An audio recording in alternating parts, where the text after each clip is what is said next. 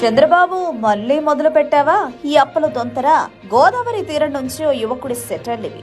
రాష్ట్ర ఆర్థిక పరిస్థితిపై చంద్రబాబు ప్రభుత్వ లక్ష్యాలను, వాస్తవ గణాంకాలను ప్రస్తావిస్తూ ఓ యువకుడు గోదావరి యాసలో విసిరిన సెటర్లు ఇప్పుడు సోషల్ మీడియాలో వైరల్ అవుతున్నాయి. ఓట్ల కోసం హామీలు ఇస్తావోయ్, అది నిజమే, కానీ నువ్వు చేసే అప్పుల సంగతి చూడు. 2025 నుంచి 2026 బడ్జెట్లో ఏకంగా 79,000 కోట్లు అప్పు చేస్తానని టార్గెట్ పెట్టుకున్నావంట కదా. దానిలో ఇప్పటికే 33,000 కోట్లు అప్పులు చేసేసావు. అంటే బడ్జెట్ ప్రవేశపెట్టక ముందే లక్ష్యంలో సగానికి పైగా అప్పు చేసావన్నమాట. ఇది అప్పులు చేయడంలో నీకున్న శ్రద్ధను చూపిస్తోంది అంటూ ఆ యువకుడు ఎద్దేవా చేశాడు. అప్పుల గురించి చెప్పినట్టే ఆదాయం గురించి కూడా ఆ యువకుడు పదునైన ప్రశ్నలు సంధించాడు. ఈ ఏడాది మన రాష్ట్రానికి 2,09,000 కోట్లు ఆదాయం రావాలని లెక్కలు కట్టారు. కానీ గడిచిన 3 నెలల్లో వచ్చింది కేవలం 36,000 కోట్లు మాత్రమే. అంటే కేవలం 16% మాత్రమే ఆదాయం వసూలైంది. అప్పులు తెస్తున్నంత వేగంగా ఆదాయం మాత్రం పెరగట్లేదు. ఇది చూస్తుంటే అప్పులు తెచ్చి పబ్బం గడుపుకుంటున్నట్టుంది తప్ప రాష్ట్రాన్ని ఆర్థికంగా బలోపేతం చేసే ఆలోచనలు నీకు లేవా బాబు అని ప్రశ్నించాడు.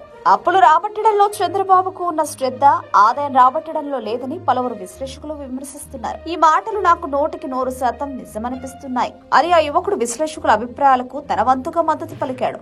రాష్ట్రం ఆర్థికంగా నిలదొక్కుకోవాలంటే అప్పులు తగ్గించి ఆదాయ వనరులను పెంచుకోవాలి, లేకపోతే భవిష్యత్తు తరాలు అప్పుల ఊపిలో కూరుకుపోతారని హెచ్చరించాడు. ఈ యువకుడి సెటర్లు, గోదావరి యాసలో పదునైన వ్యాఖ్యలు రాష్ట్ర ప్రజల ఆలోచనలకు అద్దం పడుతున్నాయని పలువురు అభిప్రాయపడుతున్నారు.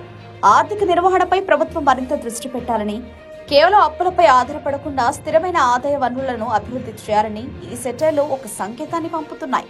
అందరికీ నమస్కారం అండి. నేనండి మీ జగ్గైపేట జవాబులు జాలరెడ్డిని మాట్లాడుతున్నా అండి. మరి మనకి ఈ రోజు వచ్చిన ప్రశ్న ఏంటంటే, ఒరే జాలరెడ్డి, ఆర్థిక విధ్వంసం అంటే ఏటో చెప్పరా? అజ్జ బాబోయ్, పెద్ద ప్రశ్న అడిగారు, చెప్తా ఇనుకోండి. ఇక 2025-26 సంవత్సర బడ్జెట్ మొదలై ముచ్చటగా 3 నెలలు గడిచింది కదా. అందుకే క్యాగ్ నుండి సేకరించా గడిచిన గత 3 నెలల డేటా ఓ పాలి చూద్దాం బాబోరు ఆర్థిక వ్యవస్థపై ఆడిన ఆట. ఇక 2025-26 ప్రవేశపెట్టిన ఫైనాన్షియల్ బడ్జెట్ ప్రకారం ప్రభుత్వం 79,952 కోట్లు అప్పులు చేస్తామంటూ లక్ష్యంగా పెట్టుకున్నారండి. మరి దానికి అనుగుణంగా గడిచిన 3 నెలల్లో 39,093 కోట్లు అప్పులు చేస్తారండి.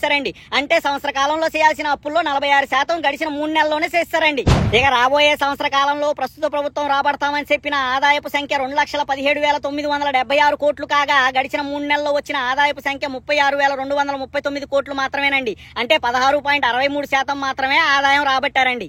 మరి దీన్ని బట్టి మన బాబోరికి అప్పులు చేయడంలో ఉన్న శ్రద్ధ ఆదాయాలు రాబట్టడంలో లేదు అని ఈ నివేదిక చూస్తే అర్థమైపోతుందండి. ఇక క్యాపిటల్ ఎక్స్పెండిచర్ విషయానికి వస్తే, అంటే భవిష్యత్తు నిర్మాణం కొరకు ఈ సంవత్సర కాలంలో ప్రభుత్వం ఖర్చు చేయాల్సిన వ్యయం 40,635 కోట్లు కాగా గడిచిన 3 నెలల్లో ఖర్చు చేసింది మాత్రం 6,053 కోట్లు మాత్రమేనండి. అంటే మొత్తంగా 14.90% మాత్రమే ఖర్చు చేశారండి. ఇక రెవెన్యూ డెఫిసిట్ చూసుకుంటే ఈ సంవత్సర కాలం పూర్తయ్యే నాటికి 33,185 కోట్లు ఉంటదని చెప్పారండి. కానీ ఏప్రిల్ నుండి జూన్ నాటికే 27,695 కోట్లకు చేరుకుందండి. అంటే వాళ్ళు చెప్పిన లెక్క ప్రకారం చూసుకున్న 83.44% ఆల్రెడీ రెవెన్యూ డెఫిసిట్ ఉందండి. ఇక ద్రవ్యలోటు విషయానికి వస్తే, అంటే ఈ సంవత్సర కాలం పూర్తయ్యే నాటికి మన చేతిలో ఉండాల్సిన డబ్బుల యొక్క లోటు సంఖ్య 79,926 కోట్లని చెప్పారండి. కానీ గడిచిన 3 నెలల్లోనే 36,384 కోట్లకు చేరుకున్నామండి. అంటే వాళ్ళు చెప్పిన లెక్క ప్రకారం చూసుకున్న ప్రస్తుతం మనం 45.5% ద్రవ్యలోటులో ఉన్నామండి. ఇక ఇవన్నీ చూశాక ఆర్థిక విధ్వంసం అనేది ఎవరి హయాంలో జరిగింది, జరగబోతుంది అనేది మీకు అవగాహన వచ్చినట్టే కదండి. ఇక చివరిగా నేను చెప్పేది ఏంటంటే, గత ప్రభుత్వం దెబ్బ అప్పులతో అబ్బా అంటూ ఎన్నికల ముందు డబ్బా కొట్టారు కదా. మరి జగనన్న గత 5 ఏళ్ల కాలంలో చేసిన అప్పులతో పోల్చుకుంటే మీరు ఈ ఏడాది కాలంలోనే 52.64% అప్పులు చేశారండి.